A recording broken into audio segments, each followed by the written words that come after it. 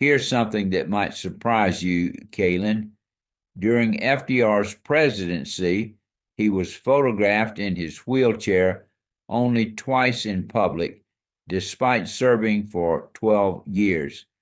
The lengths he went to hiding his disability while transforming America tell us everything about both the man and the era. That's fascinating about the photographs, Pappy. And you know what's even more remarkable? He managed to lead America through its two greatest crises while dealing with that disability.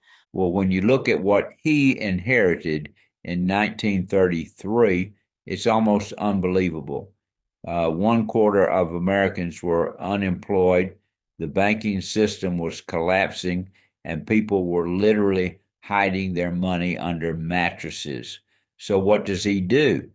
Declares this bank holiday and goes straight to the radio to talk directly to people. Those fireside chats were genius, like the 1930s version of social media. He had this way of explaining complex policies that made people feel like he was right there in their living room. And the scale of what he accomplished is mind boggling. The CCC employed over 3 million young men. The WPA gave jobs to 8.5 million Americans. These weren't just make work programs, they built infrastructure we still use today. You know what really gets me? The way he managed to push through such radical changes while maintaining broad public support. Even when critics called him a socialist, he kept that connection with ordinary Americans. And That's because he understood something fundamental. People weren't looking for handouts, they wanted dignity. Take Social Security, it wasn't charity, it was insurance people paid into. Now it's so fundamental that suggesting changes to it is politically dangerous. speaking of controversial decisions, how do you think he managed that transition from isolation to becoming the arsenal of democracy during World War II? Hmm. That really shows his political mastery. The Lend Lease program was brilliant, finding a way to support Britain against Hitler while technically maintaining American neutrality. Though we can't ignore the darker aspects, like the internment of Japanese Americans. That's such an important point about his legacy, celebrating his achievements while acknowledging his failures.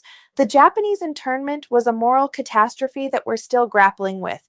Well, looking at his domestic achievements, it's remarkable how many have endured.